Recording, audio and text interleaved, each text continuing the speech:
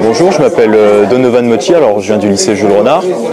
Alors on est venu ici pour présenter notre projet, alors c'est télémétrie drone, donc ça consiste toutes les informations qui sont le courant, l'altitude du drone par rapport à son lieu de départ, la latitude, la longitude, le savoir quelle autonomie restera dans la batterie. Toutes ces informations, on va les capter sur le drone et ensuite on va les envoyer par le module XBee, donc l'émetteur radio, à son récepteur qui est la station au sol. Donc toutes ces informations seront envoyées en hexadécimal, donc elles seront mises en hexa, décodées et ensuite affichées sur un écran LCD que l'on voit derrière moi. Donc on est 4 sur le projet, donc il y a moi, il y a Thibaut, il y a Johan et il y a Jérémy. Donc c'est notre projet de terminale et c'est à peu près tout. Notre projet, donc c'était en fait le but au départ, c'était de respecter l'environnement, parce qu'avec toutes les énergies fossiles qui commencent à manquer, comme le pétrole, toutes ces choses-là, on doit commencer à trouver une énergie qui va être donc renouvelable et en quantité infinie. Donc on a pensé à faire donc une voiture qui fonctionne avec de l'air comprimé. Donc pour cela, on s'est servi d'une base d'une voiture donc, qui marchait avant l'essence. On s'est servi donc d'une perceuse, donc un moteur pneumatique à palette, qu'on alimente donc avec une réserve d'air qui est faite avec des bouteilles de soda de 2 litres. Donc là encore pour l'écologie. Et donc pour que notre voiture fonctionne à l'air comprimé. Pour le moment, et quand on a fait les tests, ça reste quand même assez médiocre les résultats, mais on arrive quand même à la faire avancer à une vitesse assez satisfaisante. Et puis c'est durable, voilà. On peut recharger en quantité infinie de l'air comprimé. Alors bonjour à tous, nous sommes des élèves de TSSI. Nous avons pour projet cette année en PPE de faire une turbine dans une chasse d'eau de façon à récupérer de l'énergie, de façon à alimenter un capteur pour tirer la chasse d'eau donc automatiquement et sans contact, donc beaucoup plus hygiénique. Bonjour, alors ici l'étude de notre projet est de réduire la consommation en eau et en énergie d'une carrière CSO. Une carrière CSO est une carrière où on pratique l'équitation, le concours de saut d'obstacles. Nous avons réalisé des maquettes, des maquettes pédagogiques qui nous permettent de montrer comment nous réalisons notre projet. Alors, nous avons des capteurs qui permettent de réduire et d'optimiser la consommation en eau. Et un éclairage ici que mon camarade a fait. Vas-y, si tu peux parler un peu de ton éclairage. En bref, on a constaté sur la carrière de Trangy qu'un éclairage était très énergivore et donc peu économique. Donc j'ai opté pour une analyse Dialux, donc c'est un logiciel qui permet d'analyser le taux d'éclairement pour une maquette et donc la carrière. Donc j'ai pu étudier que les LED étaient suffisants pour pouvoir gérer l'éclairage et avoir un éclairage suffisant pour l'équitation en toute sécurité du cavalier et du cheval. Merci. Donc notre but en général ici est donc vraiment dans une démarche de développement durable, de réduire la consommation en eau.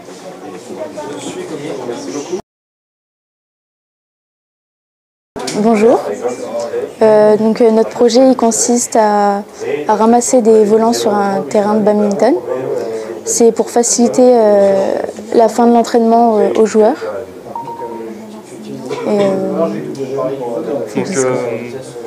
Pour faciliter en fait, j'ai été joueur pendant quelques années et on avait des problèmes en fin de séance. En gros, on avait une trentaine de volants à ramasser à la fin, donc on a décidé avec ce projet donc, de créer un robot qui faciliterait alors le ramassage à la fin. Donc on a réfléchi ensemble et on a trouvé donc, une solution. En gros, le robot va traquer le volant jusqu'à le récupérer. On a un système de pince qui le fait basculer. Et donc on a une caméra aussi qui peut détecter le volant. Tout ça est géré avec des programmes avec App Inventor et une boîte EV3.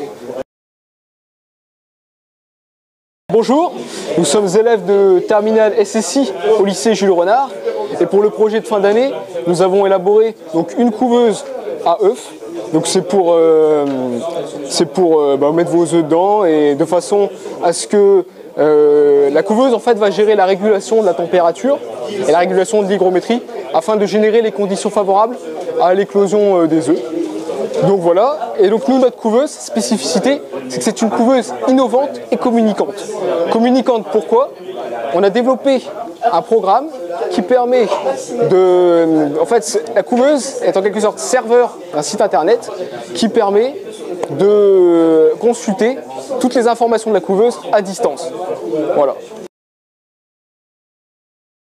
Bonjour, je me présente, je m'appelle Sébastien Roulier, je suis accompagné de mes camarades Léo Marleau ici présent et Étienne Girard. Donc nous sommes en terminale STI 2D au lycée Jules Renard de Nevers. Donc on est venus à vous aujourd'hui pour vous présenter notre projet de fin d'année qui s'intitule Éco-bande solaire. Alors nous avons fait ce projet pour répondre à certains besoins de certaines personnes, comme par exemple de recharger des téléphones portables ou des ordinateurs.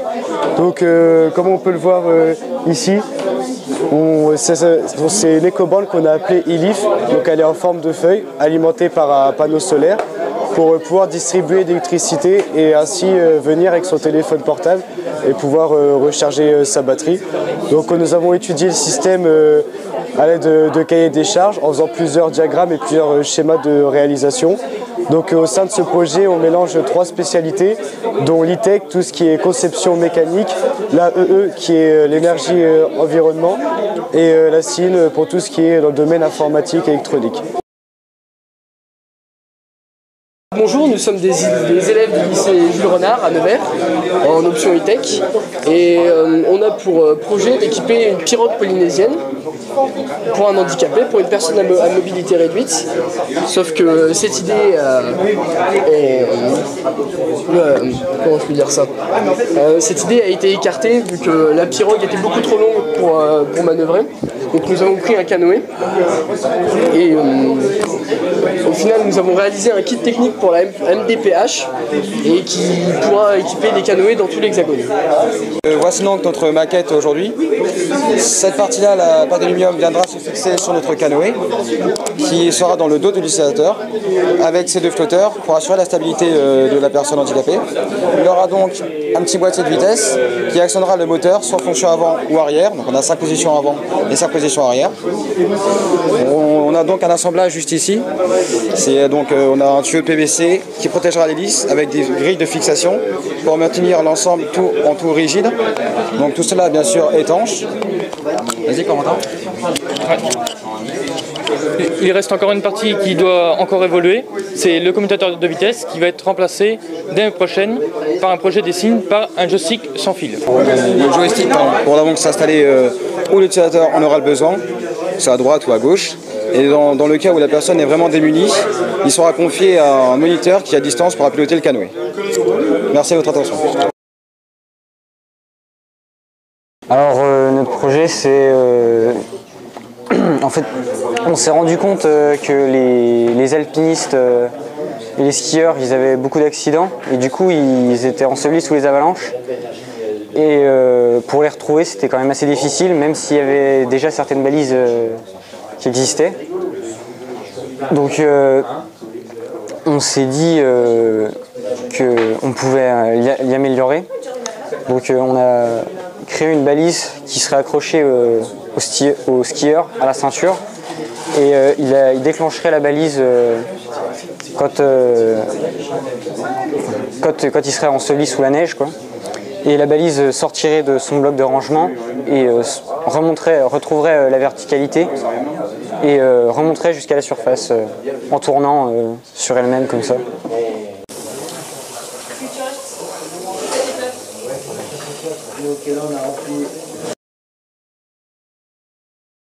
Donc à travers ce projet, on a voulu retourner dans le passé, donc en créant une bande d'arcade pour faire tourner les anciens jeux ainsi que les nouveaux jeux. Donc dedans, en fait, on a tout fait, on a découpé le bois, on a tout commandé. Donc derrière, c'est un ordinateur. donc assez puissant pour pouvoir faire tourner les jeux actuels, donc comme les gros succès GTA V et tout ça. Mais en contrepartie, on peut faire tourner les autres jeux comme Pac-Man.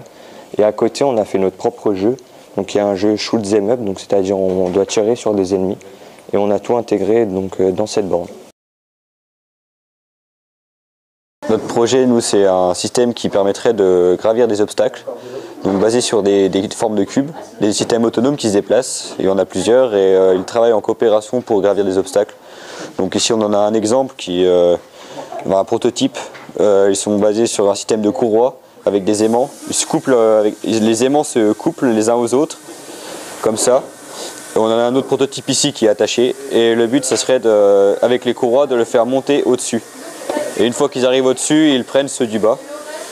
Et donc nous, on est parti sur des impressions 3D pour modéliser. On a modélisé les pièces, on les a imprimées avec des imprimantes 3D.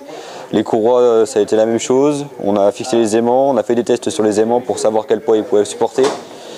On a dimensionné des moteurs pour en mettre le moins possible et réduire le poids au maximum. Et pour que les cubes soient fonctionnels. Donc le casque VR sensoriel permet de synchroniser les sensations, des sensations à l'intérieur d'un casque par rapport à la vision d'une vidéo. Donc on peut grâce à ça ressentir les vibrations, la chaleur, le froid, mais aussi les odeurs d'une vidéo à 360 degrés. Notre projet c'est de présenter une main bionique dont le rôle est de, à partir d'un influx nerveux, lorsque quelqu'un plie le bras, de se fermer et de s'ouvrir pour permettre à une personne handicapée qui manque une main de prendre des objets. Notre projet est intéressant parce qu'il conjugue plusieurs disciplines. On a notamment de la SVT pour tout ce qui est capteurs sensoriels, ce genre de choses. On a utilisé des électrodes EMG qui prennent en compte un signal myoélectrique. Et à partir de cet influx, l'acquisition d'une carte Arduino nous permet à partir d'un programme d'envoyer une main imprimée en 3D, au moyen d'une imprimante 3D, avec différents plastiques. Je vais vous montrer un petit peu comment. On a différents plastiques. On a un plastique un petit peu flexible qui est utilisé pour les tendons, et un plastique plus dur qui sera utilisé pour les doigts. Et avec ces différents plastiques, on a une bonne préhension des objets. Et donc notre signal est envoyé à la main, qui se ferme pendant un certain temps, qui capte.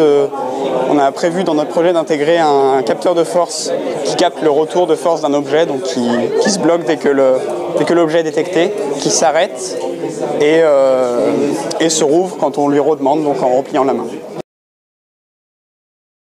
Donc c'est un système d'écolocation pour aveugles qui a pour but de permettre aux non-voyants de pouvoir se déplacer par le biais de capteurs ultrasons qui sont aussi liés à des vibreurs sous les capteurs pour que l'aveugle puisse ressentir où les obstacles ont été détectés et leur permettre d'essayer de se déplacer comme une personne normale.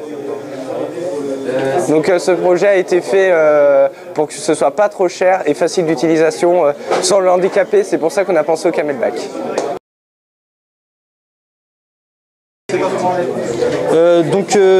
Nous, notre projet, c'est l'amélioration d'un gyropode Yui. Donc de base, c'est ce gyropode-là, qui propose beaucoup de problèmes. Donc les poignées qui sont assez flexibles. Le joystick n'est pas accessible. Il y a aussi le problème de la stabilité transversale. Donc quand on s'appuie sur un côté, ça bascule. Et la mise en tension ou sous tension en fait n'est pas accessible non plus car le bouton il est ici. Donc du coup nous on a proposé un modèle avec un volant, avec deux interrupteurs pour la béquille et la marche arrêt, ainsi qu'un joystick au milieu. Et on devait aussi ajouter un compteur parce que la vitesse et l'autonomie n'étaient pas visibles en fait sur le gyropode. Pour la stabilité transversale, on a décidé de mettre les roues sur l'extérieur et de mettre le pose-pied à l'intérieur.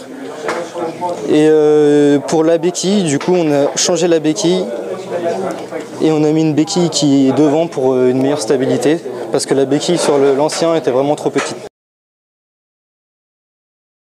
Donc nous sommes sur le projet de la douche économe qu'on a renommé Eco-Imbren, donc Imbren veut dire douche en latin. Donc notre projet consiste à prendre l'énergie de la douche avec une génératrice et avec un programme qu'on fait avec une carte Arduino d'avertir l'utilisateur de l'eau qu'il utilise. Donc pour cela on va l'avertir avec des LED, 3 LED vert, orange, rouge, avec différents paliers Et on va l'avertir aussi avec un vibreur qu'on a fixé sur le pommeau de douche et par le biais aussi d'un signal sonore. Et au bout de 50 litres d'eau, nous allons couper l'eau de l'utilisateur avec une électrovanne pendant 1 minute. Et au bout d'une minute, le programme va se remettre à zéro et donc nous pouvons recommencer à reprendre une douche avec le programme à zéro jusqu'à 50 litres d'eau avant que ça se recoupe. Donc alors nous, notre projet, c'est d'avoir un dérailleur automatique qui fonctionne sans l'intervention de l'homme. Donc on va avoir un capteur qui va déterminer la vitesse de la roue et ensuite ça va être relié à une carte Arduino. On va déterminer à l'aide d'un calcul la fréquence de pédalage à l'avant. Donc nous, ce qu'on veut, c'est d'avoir une fréquence de pédalage de 70 coups minutes.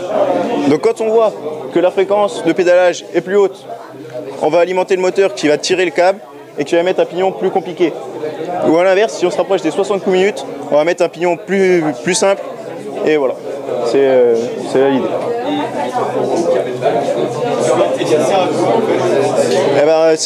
Le principe, c'est d'avoir un dérailleur qui fonctionne de façon autonome, sans l'intervention de l'humain dessus. On n'a rien à faire, on a juste à pédaler. Alors, on a voulu concevoir une boîte aux lettres connectée, c'est-à-dire un système qui permettrait donc à l'utilisateur qui est une boîte aux lettres lambda de pouvoir avoir des informations sur la présence ou non de son courrier dans sa boîte aux lettres. Donc pour ça, on a mis en place un système de Wi-Fi entre la boîte aux lettres, le réseau local de notre maison et un téléphone. Donc pour ça, on a une application qui nous donne en temps réel la présence ou non de courrier dans la boîte aux lettres. On peut consulter notre application, ouvrir à distance la boîte, la fermer et avoir tout simplement l'information de présence ou non du courrier. Donc ici, nous allons vous présenter le projet de casier automatisé. Suite à de nombreuses plaintes au sein de notre établissement, nous avons donc décidé de créer un système de stockage où les élèves puissent poser leurs affaires tout en ayant leurs cartes qui permettent l'accès au lycée et ainsi s'attribuer un casier et ranger leurs affaires. En cas d'oubli ou de nécessité d'ouvrir, le système de maintenance peut accéder aux coordonnées de l'élève et ainsi récupérer ses affaires. Il aura accès à l'interface avec des boutons et pourra donc sélectionner ou non s'il veut récupérer ou restocker d'autres affaires ou récupérer ses affaires. Le système est fait pour résister et a été testé la résistance des matériaux pour ainsi résister à tout type de vandalisme et ainsi les affaires seront en sécurité. Donc on va vous présenter notre système. Donc c'est une trieuse à Skittles. Donc au tout départ on a un entonnoir où tous les Skittles sont stockés. Le Skittles est versé dans un cercle troué qui comporte 4 trous. Donc au premier trou, le Skittles va être versé. Au deuxième trou, il va être capté, donc on va capter sa couleur. Et au troisième trou, il va tomber dans le tube qui est ici, puis dans ce tube qui est ici. Et ce tube qui est ici, il aura eu l'information du capteur de couleur et il va subir un déplacement en fonction de cette couleur, donc dans un des 6 bacs qui est ici. Et du coup, après, l'utilisateur qui a envie de choisir une couleur parmi tous les Skittles dans le sachet, il n'aura plus qu'à se servir dans un des 6 bacs où toutes les couleurs sont différentes. Alors nous sommes Monsieur Lafou et Monsieur Champion Kevin. Alors nous vous présentons très rapidement notre projet. Alors notre projet est le challenge robotique, alors qui est juste placé ici. Alors notre but est de participer à cette compétition qui est donc le challenge, de manière à gagner cette compétition. Et bien évidemment notre robot doit être capable de suivre une ligne noire tout le long d'un circuit en 8. Bonjour, je m'appelle Loïc Populier et c'est mon camarade Axel Mokolo. On a fait un projet robot chien aboyeur. C'est un robot qui peut se déplacer dans un terrain clos et il peut détecter un intrus, alerter le propriétaire du robot via un message et une photo. Et il peut aussi aboyer pour faire fuir l'intrus. Notre projet est le sèche-parapluie. Il permet de sécher rapidement un parapluie. Donc pour le sécher, il suffit de placer le parapluie à l'intérieur de la cuve. Il est détecté par un capteur de mouvement et le séchage est enclenché. Notre projet permet de ne pas mouiller les sols des grandes surfaces et de ne pas se faire voler son parapluie quand on le place dans un porte-parapluie. Alors notre projet est basé sur un trieur de feuilles automatique. Il permet, grâce à une couleur qui est appliquée sur la feuille, de trier en fonction de cette couleur dans différents casiers ces feuilles. On part d'une pile de feuilles, par exemple, d'un étudiant qui aurait des cours à trier avant les révisions du bac. Il les dispose sur notre mécanisme, appuie sur un bouton et les feuilles sont triées dans les différents casiers qui sont proposés en face de notre mécanisme. Donc, je vais vous présenter notre projet. C'est une prothèse de main robotisée qui a été inspirée d'une main robotisée. Donc, le but était de l'adapter et de pouvoir la contrôler avec ses muscles. Donc, on a des capteurs qui sont placés ici, donc sur la main, sur le bras. Et ça envoie une information derrière dans la programmation et les servomoteurs. Et ça tire sur des fils de nylon qui actionnent la main à l'avant.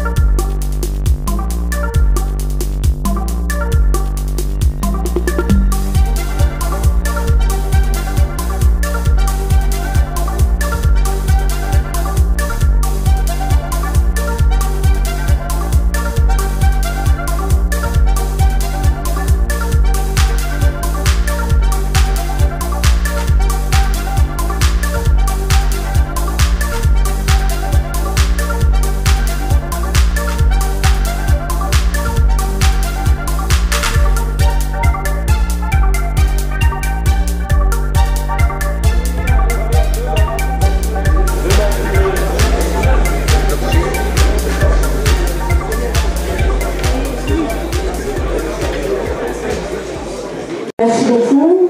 Alors ça va être moins ludique que ce qu'on a vu là tout à l'heure, mais bon, écoutez, je pense que je vais vous donner quelques informations qui vont, j'espère, vous donner envie, après tous ces projets, de rejoindre Orange aussi.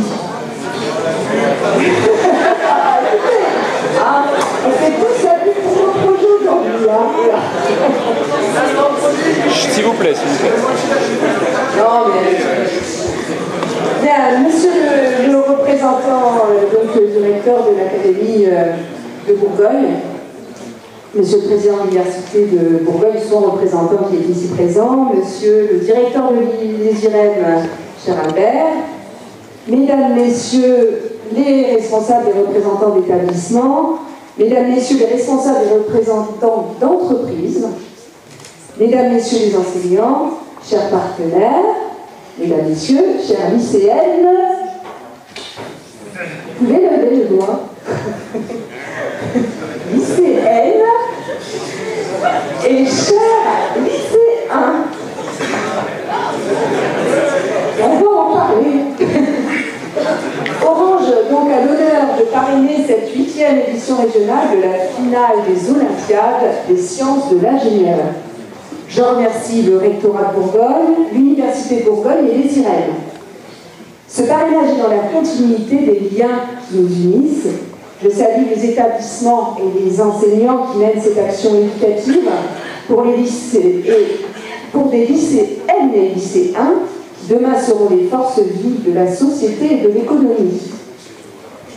Ces Olympiades permettent à vous, lycéennes et lycéens, de révéler votre esprit d'initiative et de créativité.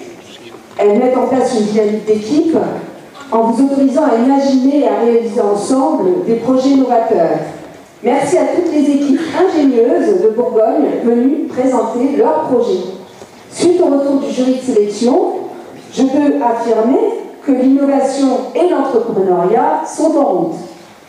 Je vous adresse à tous et toutes mes plus sincères félicitations et vous encourage à créer, développer encore et toujours pour construire l'avenir que vous représentez. Guider les jeunes dans leur orientation, favoriser l'innovation et les aider tout au long de leur parcours d'étudiant, cela fait partie de la stratégie d'Orange. Vous connaissez Orange en tant qu'acteur des réseaux et de l'innovation. Pour votre information, ce sont plus de 5000 chercheurs qui travaillent au sein de nos laboratoires de recherche ou au développement de l'innovation. Donc ce sont des techniciens, des designers, des marketeurs qui travaillent chez nous parmi ces 5000 chercheurs. Nos Orange Labs sont présents dans 12 pays dans le monde et sur les 4 continents, et nous avons, pour information, un Orange Lab qui se trouve à Belfort avec une 50aine de personnes qui travaillent sur les nouvelles générations mobiles, dont notamment la 5G et les nouvelles générations Wi-Fi. Notre ambition est de devenir le premier opérateur de l'ère Internet avec, au cœur de notre fonctionnement, l'Internet des objets et les big data qui deviennent fast data. Donc la possibilité de pouvoir gérer de manière rapide des données, d'énormes masses de données. L'open innovation est essentielle à notre développement et donc pour cela, nous devons vous encourager et encourager dès le collège, dès le lycée, de créer et d'aller de plus en plus vers peut-être aussi votre vocation de start-upper, pourquoi pas demain. Ou bien venir me rejoindre dans le rang, bien sûr. Donc cette open innovation apporte l'agilité pour fabriquer l'innovation autrement, en interaction avec les écosystèmes innovants et les marchés locaux. Chez nous, chez Orange, pour favoriser les vocations dans le numérique et l'innovation, nous mettons en œuvre une politique vraiment volontariste auprès des jeunes générations et des jeunes populations pour adapter les compétences et renforcer aussi les relations avec le monde de l'éducation. Notre ambition commune, c'est favoriser, améliorer l'orientation, la formation et l'insertion professionnelle des jeunes. Plusieurs initiatives sont mises en œuvre chez Orange. Je vais en citer 5 qui sont vraiment importantes et que nous avons et que nous renforçons chaque année. Déjà, le renforcement des relations avec les établissements d'enseignement, ce sont près d'une trentaine d'établissements avec lesquels nous travaillons en Bourgogne-Franche-Comté, dont notamment les établissements de l'Université de Bourgogne, mais aussi des centres de formation sur la vente, la technique, des centres de formation de la France. Nous mettons aussi en œuvre une politique volontariste de recrutement d'alternants. En 2017, comme dans les années précédentes, Orange réaffirme sa volonté de maintenir à près de 5000 le nombre d'alternants dans le groupe. En Bourgogne-Franche-Comté, ce nombre d'alternants en 2017 a été de 128, et ce sont des jeunes qui sont engagés dans un parcours d'insertion professionnelle. Notre quota, qui est de 5,7% d'alternants, est largement supérieur à nos obligations légales. Nous accueillons une 50aine de stagiaires aussi en Bourgogne-Franche-Comté. La troisième initiative, c'est la mise en œuvre d'une organisation interne qui favorise l'accueil de nos alternants. Nous avons 112 tuteurs qui accompagnent nos alternants dans leur parcours. La quatrième initiative, le développement d'une politique ambitieuse en matière d'insertion. Au travers d'un accord que nous avons signé en décembre 2015, qui est un accord intergénérationnel, nous avons renouvelé des engagements ambitieux en faveur de la formation et de l'insertion durable des jeunes. Dans la période 2016-2018, nous recrutons 7000 CDI sur cette période, dont 36% de femmes, 3600 jeunes de moins de 30 ans et 1800 ex-alternants et ex-stagiaires. Donc l'alternance chez nous, c'est aussi la garantie de priorité d'embauche, si tant est, bien sûr, si on matche bien et que l'on soit bien défendu dans l'entretien d'embauche et aussi dans l'alternance. Le taux de réussite des examens des jeunes en alternance dans nos équipes a dépassé 92%, ce qui est largement supérieur à ce que, alors ça c'est en 2016, à ce que nous avons constaté, qui était de 74% au niveau national sur les mêmes diplômes. Donc nous confortons chez Orange notre position de premier recruteur du secteur des télécommunications. Pour la région Bourgogne-Franche-Comté, c'est plus de 160 recrutements en CDI que nous prévoyons sur la période 2016-2018. Le vivier de ces recrutements est constitué majoritairement par les alternants formés au sein d'Orange et représente près de la moitié de nos recrutements en CDI, ce qui est important. Cinquième initiative, la mise en œuvre d'une politique active en matière de diversité autour de 3 dimensions. Le handicap et son accompagnement. Donc, nous recrutons et identifions les candidatures en partenariat avec les structures qui sont adaptées, telles que l'ADAPT 21, le MEDEF 2171, Cap Emploi à Dijon, etc. L'égalité professionnelle entre les femmes et les hommes. Nous avons lancé en 2016 la première classe de jeunes femmes destinée à renforcer la féminisation dans nos équipes techniques. Aujourd'hui, on est à 14% de taux de féminisation, ce qui est très inférieur à la moyenne des villes, parce que nous comptons atteindre plus de 30%, voire 40% de taux de féminisation dans nos équipes. Nous avons recruté 14 femmes dans ces métiers techniques, dont 6 en Bourgogne-Franche-Comté, en contrat de professionnalisation, pour suivre une formation qui vise le titre de technicienne réseau et télécommunications d'entreprise. Cette initiative innovante a été récompensée par de nombreux trophées, dont celui de l'entreprise vertueuse remporté lors du Forum de la diversité de Bourgogne-Franche-Comté à Besançon en avril 2016. Un autre point dans cette initiative, c'est l'égalité des chances et la lutte contre toutes les formes de discrimination.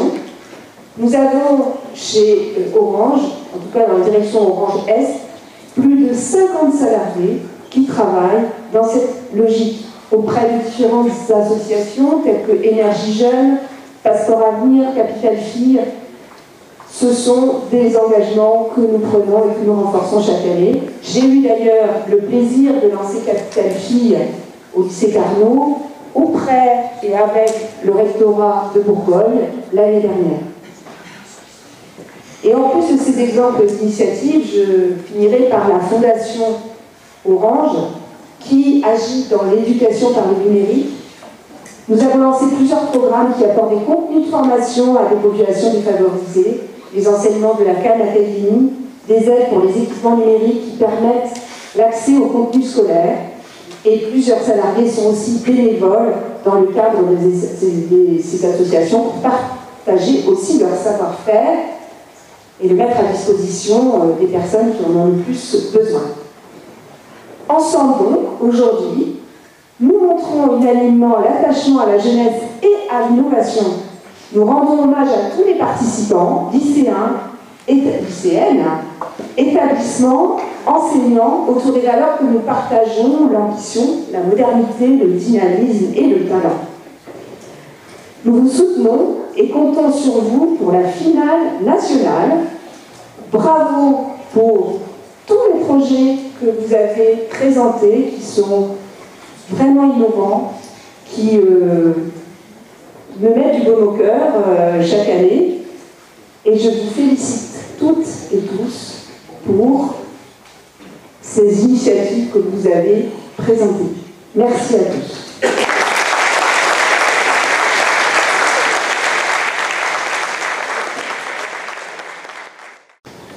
Madame la déléguée régionale d'Orange, chère Madame Borlien, Monsieur le directeur de l'ESIREM, très cher Albert, chers collègues, chers lycéens, Mesdames, Mesdemoiselles, Messieurs, c'est avec beaucoup de plaisir que je participe aujourd'hui à la remise du prix des Olympiades des sciences de l'ingénieur. Je représente donc le président de l'université, Alain Bonheur, qui a été retenu par une autre manifestation au même moment. L'université de Bourgogne est très heureuse d'accueillir en son sein cette finale académique, c'est quelque chose d'important, parce que, entre autres, cela contribue à tisser des liens supplémentaires, s'il en était vraiment besoin, avec les lycées de la région et avec les entreprises partenaires. Mais surtout, cela permet aux lycéens présents de découvrir l'université, et en particulier l'une de ces écoles, les IREM, qui accueille cette manifestation pour la 5e année consécutive. Cette école est en lien permanent avec les établissements du second degré pour sensibiliser les élèves aux sciences de l'ingénieur, avec des dispositifs comme les cordées de la réussite notamment. Et pour cette 8e édition, les Olympiades ont rencontré manifestement un vif succès, puisque je vois que l'amphi est pratiquement plein. En rentrant, ça m'a rappelé des souvenirs. J'ai moi-même eu à donner des cours à l'ESIREM dans cet amphi. Je le connais donc bien.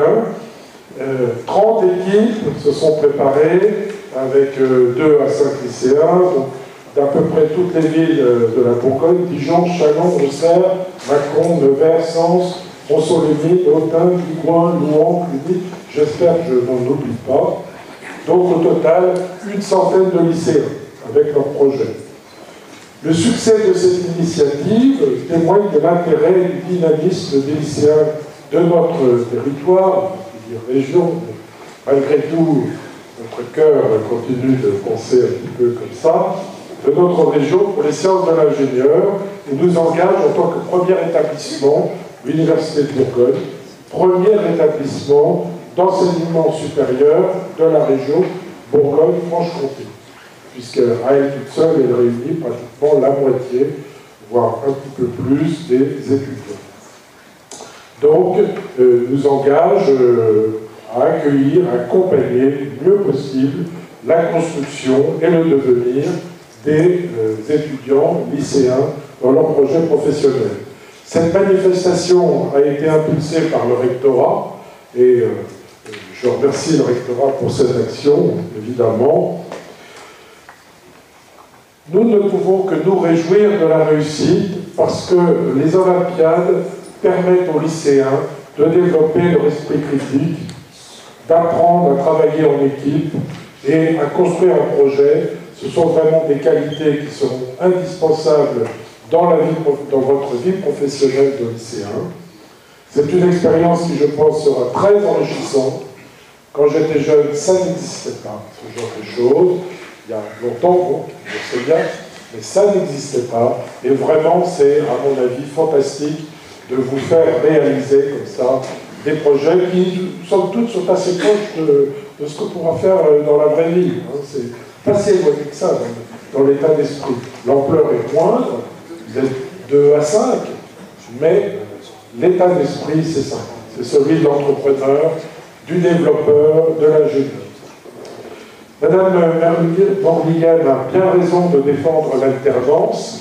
Dans ma propre école, l'IAE, l'Institut d'administration des entreprises, donc c'est de la gestion, pratiquement tous les étudiants sont en alternance.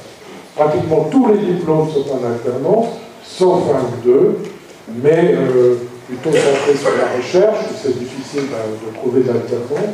Vous voyez, tous les étudiants sont en alternance, et bien évidemment, ils trouvent très vite du travail, voire sont embauchés dans l'entreprise dans laquelle ils font leur alternance. Je veux donc remercier les nombreux partenaires, on en a un aperçu ici, mais tout spécialement Orange, et Mme Morligan, qui dans son activité de proximité et ses actions en faveur de l'enseignement, des métiers du numérique et de l'innovation, a décidé de soutenir cet événement.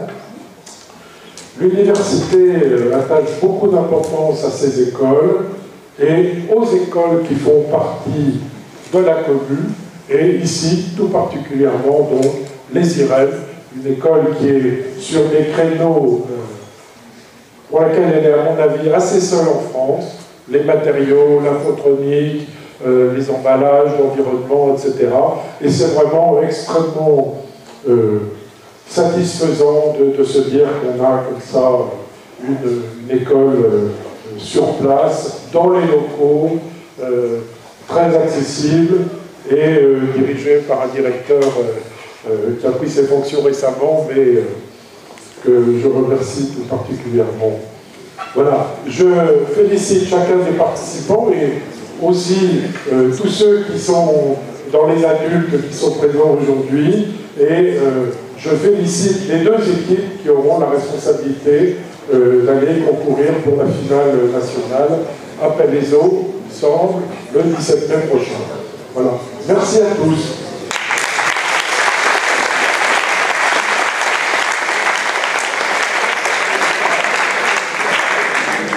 Merci, monsieur Deléa.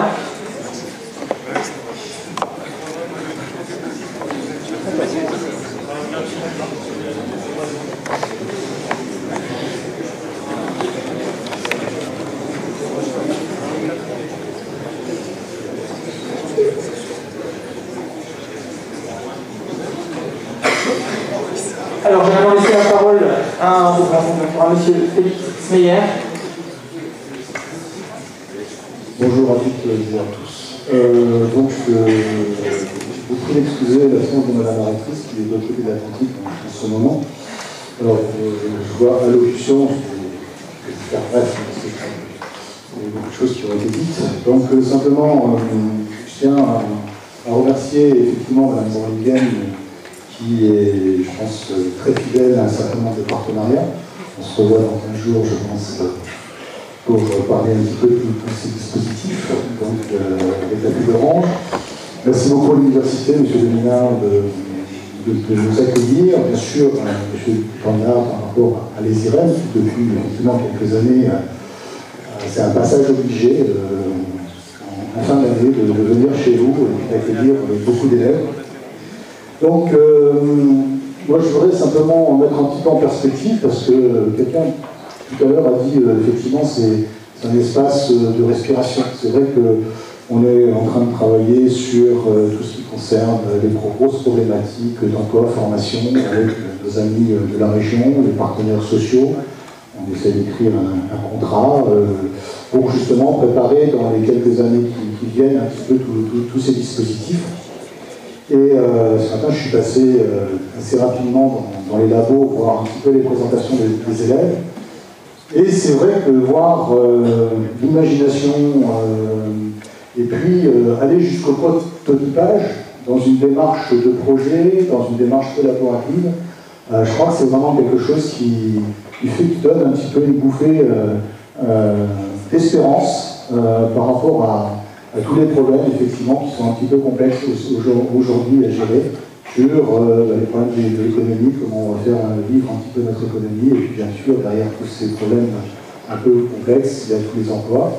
Donc je crois que, j'espère que les images qui vont être diffusées par FR3 vont permettre un petit peu de montrer tout le travail que vous avez fait, vous, élèves, par rapport un petit peu des problématiques technologiques, et de montrer qu'effectivement, à partir de cette approche collaborative, approche d'innovation, vous êtes capable de porter des projets qui pourront peut-être à terme, on a parlé de start-up, on a parlé de grands groupes, donc pouvoir briguer un petit peu l'innovation et puis les développements de nos sociétés. Donc je voulais aussi vous remercier toutes et tous par rapport un petit peu à tout le travail que vous avez mené. Bien sûr, il y a le bac dans quelques semaines, mais vous avez déjà franchi une belle étape. Et de pouvoir les présenter devant des jurys, je crois que qui sont des jurys pas uniquement des enseignants, c'est aussi quelque chose de très valorisant pour vous et puis pour nous. En début de semaine, il y a eu l'inauguration d'un salon Smile. C'est un salon qui voulait mettre en avant, qui veut mettre en avant un petit peu les métiers d'industrie. La présidente de région, le recteur était présent, avec notamment les collectivités, les chambres de commerce et d'industrie. C'était une première façon de montrer un petit peu comment on peut faire vivre et faire évoluer l'industrie. Je pense qu'à travers ce que vous avez proposé aussi, c'est une autre façon de valoriser les sciences de l'ingénieur, les sciences industrielles, avec effectivement derrière ces mots tout ce qui concerne le développement durable. Donc je crois qu'il y a vraiment en Bourgogne une forte mobilisation, et donc on peut aussi les mettre au crédit des équipes d'enseignants qui vous ont accompagné pendant toute l'année. Merci aussi aux différents partenaires qui sont cités, des noms que je connais bien. Il y a quelques années, j'étais un petit peu aussi en direct avec eux pour développer des outils qui sont aujourd'hui au service de vos formations. Et puis donc dans ce partenariat entre l'enseignement supérieur, les lycées, les entreprises, bien sûr il y a la recherche. Je voudrais mettre en avant quelque chose qui va être nouveau, qui est tout nouveau depuis le mois de février. La ministre de l'Éducation nationale est venue à Besançon début février pour annoncer la labellisation d'un certain nombre de campus des métiers des qualifications. Ce sont des dispositifs qui vont renforcer la mise en réseau des acteurs que je viens de citer. Et parmi les actions, les projets, peut-être que les Olympiades, les séances de l'ingénieur pourront prendre place parmi les projets. On voit que c'est un dispositif vivant. L'objectif, c'est de fédérer toutes les actions, fédérer tous les efforts qui sont mis en place par les partenaires industriels, recherche, enseignement. Donc effectivement, on parle beaucoup d'alternance, mais à travers ce que vous avez fait, on montre aussi qu'il y a des possibilités de partenariat. Il y a des établissements que je ne vais pas citer qui aussi mettent en place des partenariats très forts entre les écoles d'ingénieurs et les bacs et les niveaux bacs pour développer des projets. Des jeux renards, si on pouvait le diffuser, peut-être aussi sur Cluny, si on pouvait le diffuser encore plus comme ça, ça serait intéressant peut-être pour aussi donner de nouvelles pistes de développement à ces études scientifiques et technologiques dans le domaine des sciences de l'ingénieur et des sciences industrielles. Donc ce campus, c'est vraiment quelque chose qu'on souhaite développer, qui va prendre un petit peu son envol dans les mois qui viennent, et on aura encore un certain nombre de manifestations qui seront mises en place par rapport à ce type de dispositif. Je vous salue aussi Mme Minot, qui prend place aussi ici, alors peut-être je donc merci à toutes et à tous, et puis bravo par rapport à tous les projets que vous avez menés.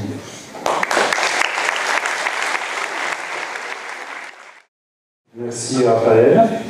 Tout a été dit, donc je vais être assez bref.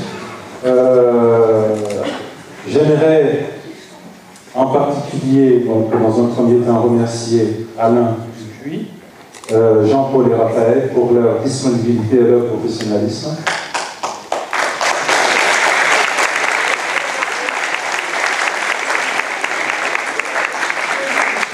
J'appuierai mes félicitations à Raphaël qui a eu l'idée du prix Poster, et tout le monde a vu que effectivement c'était très très dynamique et bien prenant. Merci encore.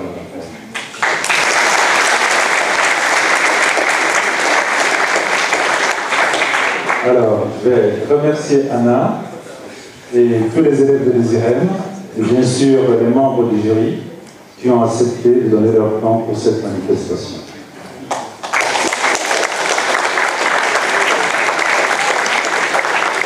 Enfin, mes remerciements à notre marraine, Madame Véronique Morgan, Frère Véronique, déléguée Orange Bourgogne. C'est sa deuxième participation, mais ceci montre effectivement le soutien d'Orange pour la manifestation académique, mais aussi sa proximité à l'innovation. Merci encore, Véronique.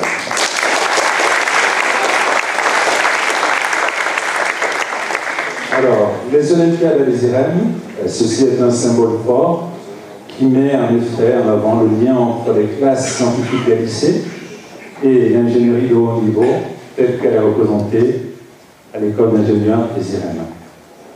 J'ai été très très touché de voir tous ces jeunes aujourd'hui au sein de l'université, et en particulier au sein de l'ESIREM, et j'espère que certains d'entre vous compteront parmi nos élèves bientôt.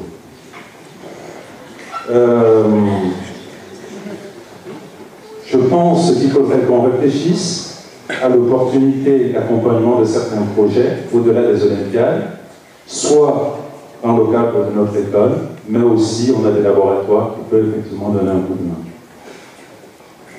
Je vais féliciter toutes les équipes pour le travail qui a été fourni, et je vous souhaite à tous une bonne chance. Et pour ceux qui seront sélectionnés pour Paris, encore toutes mes félicitations. Merci.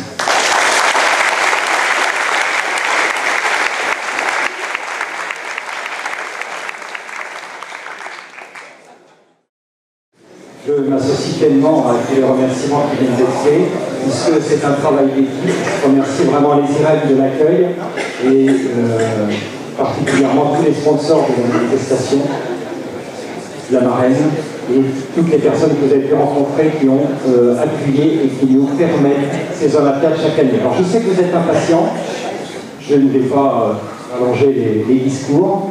Juste deux mots, je tiens à remercier aussi toutes les équipes, bien sûr, mais tous les professeurs qui ont engagé les équipes, qui se sont mis parfois en instabilité, parce que quand on est en démarche de projet, on ne sait pas toujours où on va, on espère y arriver dans les temps, et c'est surtout un outil puissant pour la formation actuellement. Ça motive, ça vous motive, vous lycéens, les projets, que ce soit en SCI 2D ou en SSI, eh bien, il faut profiter de ces projets pour faire passer toutes les connaissances et toutes les compétences que vous avez à acquérir. Des compétences de communication qui vont au-delà des compétences technologiques. Vous nous avez convaincus avec vos projets ce matin, ce que j'ai vu tout du moins le montre très largement. La technologie pluridisciplinaire, pluritechnologique, elle est bien présente pour la plupart des projets. La communication aussi. Et je remercie bien évidemment l'idée du concours poster qui renforce ces éléments de communication. Il faudra réfléchir parce que dans l'avenir, vous allez travailler, vous allez continuer à travailler en équipe. C'est une dimension cruciale dans notre monde qui évolue, dans votre monde professionnel à venir. Et j'espère que ces travaux en projet les ont initiés. Les Olympiades y contribuent également, au moins pour la partie communication. Alors on va passer maintenant à un point que vous attendez depuis un petit moment, les résultats. Alors ça va être le suspense et nous allons commencer par tout d'abord les coups de cœur. Il y avait 3 coups de cœur cette année. Le concours poster, me dit-on, pardon, j'ai voulu aller trop vite. Donc le concours poster, nous venons de le finaliser, et la dernière meilleure équipe qui a produit le meilleur poster.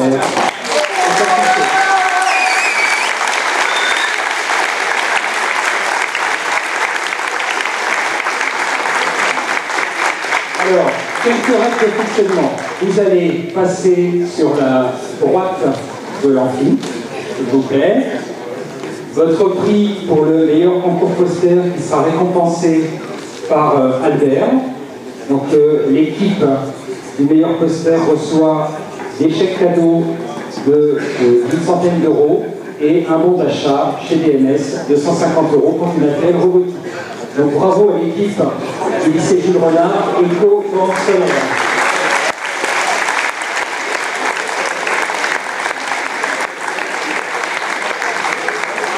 Ensuite, vous passez derrière le pupitre pour une photo de groupe avec les professeurs pour la communication photo.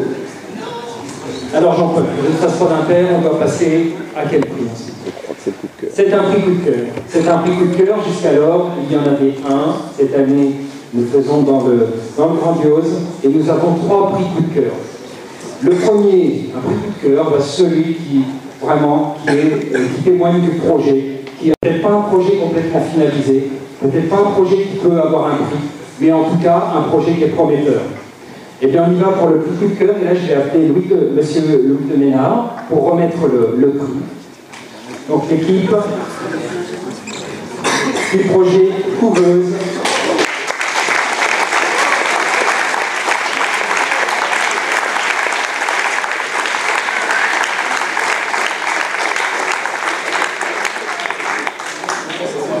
L'équipe du projet Couveuse reçoit le diplôme du prix coup de cœur, c'est le lycée Jules Renard à Nevers.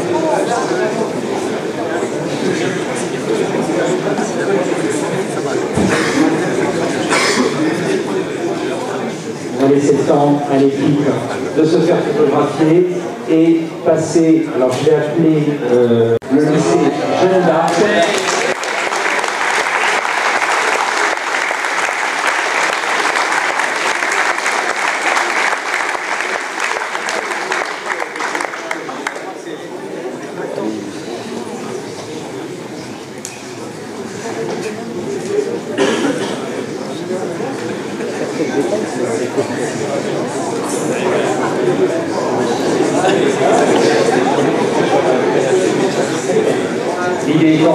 préserver la planète en ménageant la consommation d'eau. J'ai bien tout compris. Pour ménager la consommation d'eau. Bravo lycée Jeanne d'Arc. Alors, nous allons voir quel est le projet qui est le meilleur éco-conçu en termes de résultats. Le lycée Camille Claudet avec un ramasseur automatique au volant.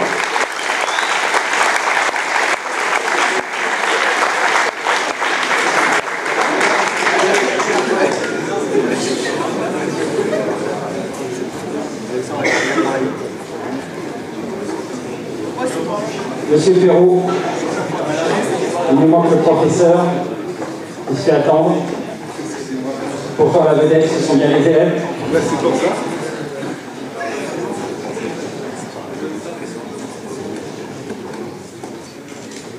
Pour qu'elles puissent dire quelques mots sur leur projet, très rapidement. Donc nous allons commencer par les troisièmes prix. STI 2D, je crois. Alors je vous rappelle, simultanément, sciences et techniques de l'industrie et du développement durable, un prix, et puis sciences de l'ingénieur, un prix également, au même niveau de classement. Donc là, je vais appeler la société Distram, ils sont dans la salle, sponsor de la manifestation, et la société Eurosmart, si quelqu'un est encore dans la salle, sponsor. Eh bien, Distram remettra les prix, et je les en remercie. Donc, attention, c'est sérieux, on est au troisième prix. 31 équipes. Troisième, c'est déjà un exploit, une prouesse. Alors, bravo au lycée Jeannot pour sa 5e retard.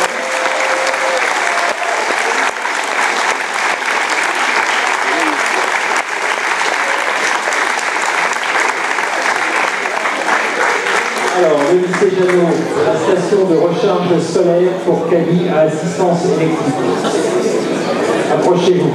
Et puis le lycée Laprax s'approche également en deuxième plan.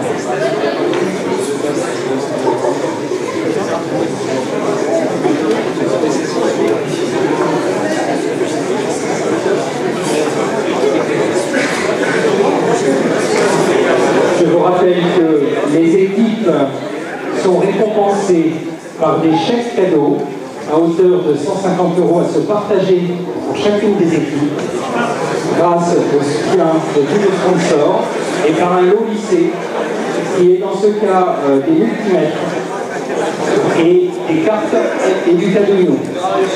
Alors, vous êtes sur quel projet?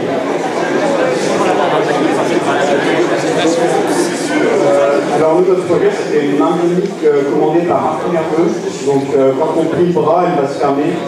Et quand on le replie, elle va s'ouvrir. Donc pour prendre différents objets pour les personnes qui étaient handicapées d'une main. Merci.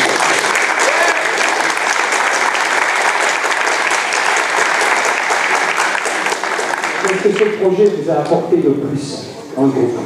Vous êtes 5. Nous a apporté, il fallait travailler en équipe, on avait différentes phases, on avait une partie qui était plus design pour la perception de la main, on avait une partie sur la programmation qui était importante pour commander la main, et on avait aussi sur la biotechnique avec comment capter les influx nerveux. Donc toutes ces parties sont mises en commun à la fin, et c'était ça qui était vraiment intéressant dans le projet, de voir que tout se réunissait pour aboutir au projet final. Donc c'était super. Je vous invite à passer à la photo. Alors, la station de recharge solaire, approchez-vous. L'impatience monte, ne tardez pas. Alors, c'est ce qui prend la parole dans votre groupe.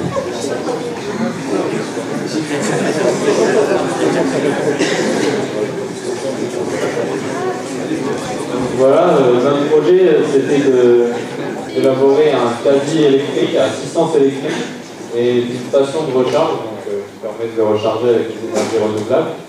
Donc ça permettait d'aider la personne à faire ses courses notamment sur les parkings s'il y a des côtes ou si le casier est assez lourd. Et la station, on peut recharger un casier avec des panneaux solaires, que la station soit sécurisée pour l'utilisateur, pour le vigile qui surveille les casiers et pour les casiers. Voilà.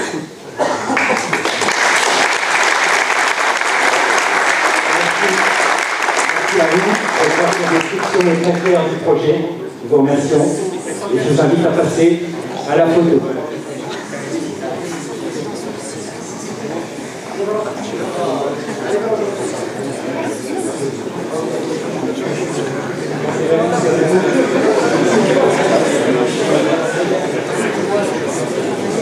Le lycée Jules Renard pour un canoë pour personnes à mobilité réduite. Nous sommes en SI2D et le lycée Cassin pour le projet Bois-Terre. Je n'en dis pas plus, vous l'avez déjà vu tout à l'heure. Il est connu, et bien il a le 2e prix en sciences de l'ingénieur.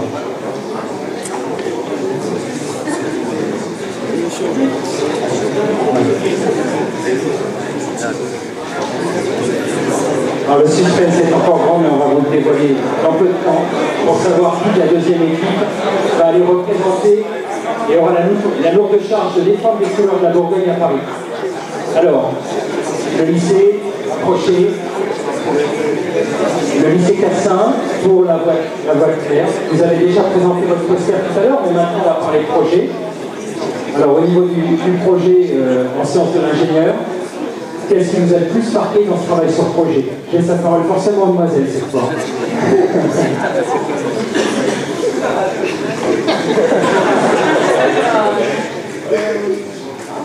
Travailler ensemble, donner chacun des idées pour pouvoir avancer dans un projet. On a pu découvrir de nouvelles choses, par exemple l'anecdote de la bouteille de coca vous pouvez monter à 8 bars, donc je ne croyais pas du tout. Et sinon,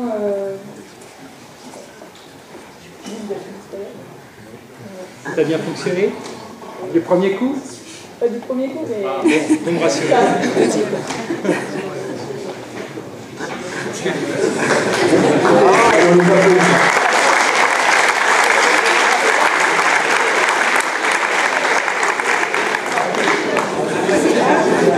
Alors, il s'agit d'un canoë. On n'est pas tout à fait dans le bon milieu, mais on s'imagine déjà dans le canoë. Vous allez nous donner quelques précisions. Tout d'abord, bonjour à tous. On a super lu cette nouvelle, c'est super. Et on va pouvoir un peu du canoë. Donc, tout d'abord, équiper un canoë, motoriser un canoë, c'est compliqué. Et nous, notre but, c'était vraiment de donner notre solution et de créer un kit technique pour pouvoir motoriser plusieurs canoës dans toute la France. Et puis faire profiter des personnes à mobilité réduite qui n'ont pas forcément la possibilité d'en faire. Bravo.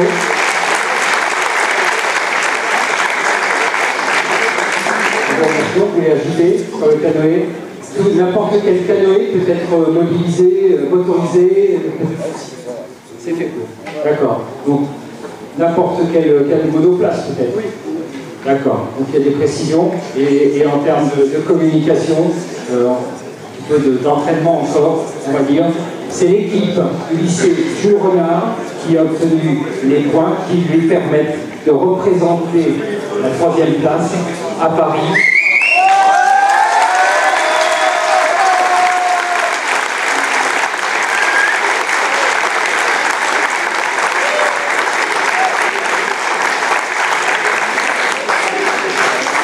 Et je veux dire que l'hésitation entre les deux projets était jusqu'au bout. Et l'évaluation et la finesse de l'évaluation des jurys nous a permis de détecter ce que nous pensons être la meilleure équipe pour représenter la Bourgogne, encore une fois à Paris, le 17 mai. Ils ont un mois pour s'entraîner. Nous allons, avec le Inter, faire de notre mieux pour qu'ils puissent être épaulés, peut-être par Talent Campus ou ces structures liées à l'école et à l'université. Merci à vous. Passez à la photo. Bravo.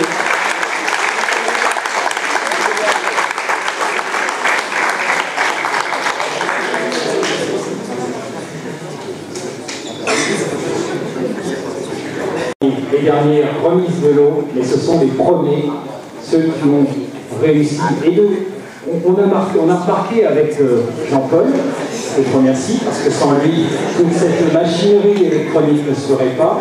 Sans créer Conseil Relations École Entreprise, Stéphanie Royer, Catherine Dubos qui s'occupe des prix et qui sont également les chevilles ouvrières avec toute l'équipe de l'ESIREM et Raphaël, que j'ai déjà cité mais que j'ai perdu de vue, qui s'est occupé du concours poster et de la pré-organisation. Donc je les remercie. Sans eux, ces Olympiades, ça ne marche pas. Donc un grand bravo, un grand merci pour eux. Je crois qu'on les applaudit avant de dire.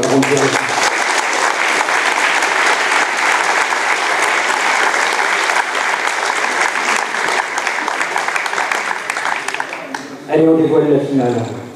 On y va. Eh bien...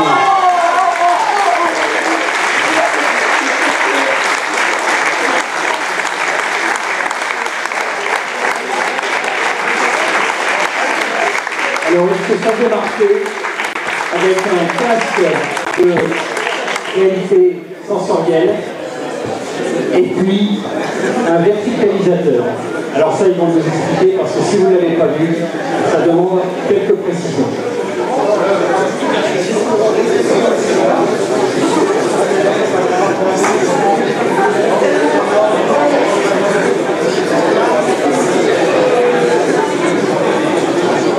Alors approchez-vous, Madame Morlingen, approchez-vous avec les équipes.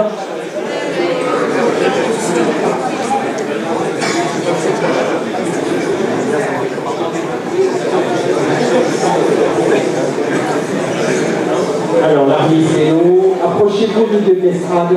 Approchez-vous. Voilà. Alors, donc, vous êtes sur quel projet?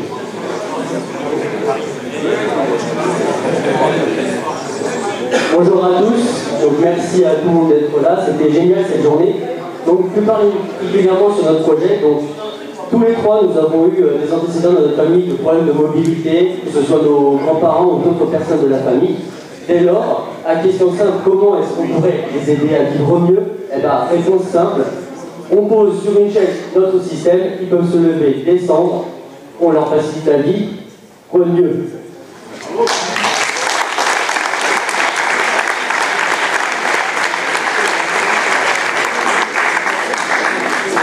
Vous voulez leur poser une question, Marie-Hélène, pour le verticalisateur? Alors, notre verticalisateur. Alors, réellement, la question que j'avais posée, c'est mais comment c'est-il qu'il n'y a pas de femmes dans votre, de jeunes filles dans votre équipe? Mais j'ai eu une réponse. Bon, et puis au-delà de ça, est-ce que vous aviez envie d'aller encore plus loin maintenant? En dehors d'aller en première place, peut-être, au niveau national? Donc on a déjà fait des études pour pousser notre système le plus loin possible. Donc sachant qu'on a déjà fait des études au niveau des matériaux, du système, donc des actionneurs, à ce niveau-là on est déjà complet. Donc maintenant il nous faut plus que l'usinage en fait, parce que c'est le seul truc qui nous a posé problème. Parce que notre lycée donc, a une imprimante 3D, mais on est limité au niveau de la taille des pièces.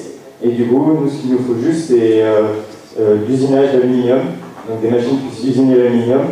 Et à ce moment-là, on pourra réaliser notre projet réel. Et alors, et on n'a pas de fille parce qu'en fait, on a une seule fille dans notre classe.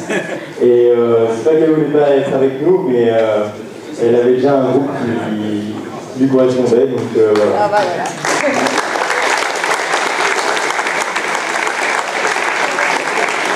Merci à vous. Alors l'appel à projet est lancé, il en reste un mois, il faut qu'il fasse la bonne figure à la finale nationale, pardon. Donc on a besoin du filet d'aluminium, j'ai entendu, il faut trouver une société, et bien voilà, c'est ouvert, la contribution, la collaboration de tous est lancée.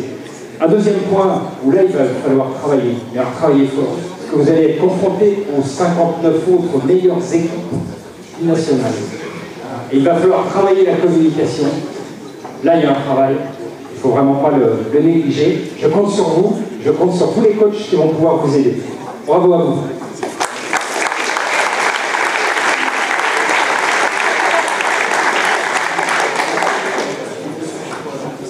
Alors, on est sur un casque, et en plus, je vous félicite, j'ai pas eu le temps d'essayer. Alors, je suis un petit peu frustré, il faut que vous nous en disiez plus. Bon, merci encore.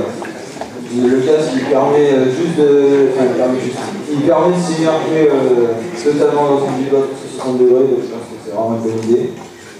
On ressent beaucoup de sensations. L'immersion totale de l'ECD. Qu'est-ce qu'il vous reste à faire avant d'aller à Paris sur votre casque? Vous avez un mois là. Il faut qu'on finalise le design. C'est pas très beau pour l'instant. Il faut qu'on finisse un peu la programmation. Et on aura le temps de la suite. Je compte sur vous, je vais passer le micro à Mme Morlingen qui a certainement des questions également à vous poser sur ce casque de réalité. Oui, c'est vrai que le casque de réalité virtuelle, c'est quelque chose d'important. Alors, qu'est-ce qu'il a de différent et comment vous régleriez un casque de réalité virtuelle par rapport au casque que vous voyez sur le marché?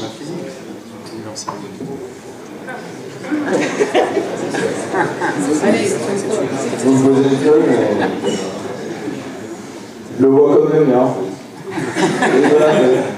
C'est pas une mauvaise idée. C'est vrai que ceux qui nous proposent, il n'y a pas de sensation, mais juste la vidéo, donc c'est pas très intéressant. La sensation. Donc là, c'est comme si vous alliez au Futuroscope, mais à domicile. Pas bien.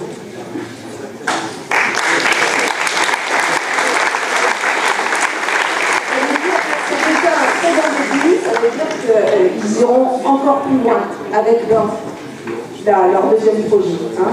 Voilà, merci. Bravo.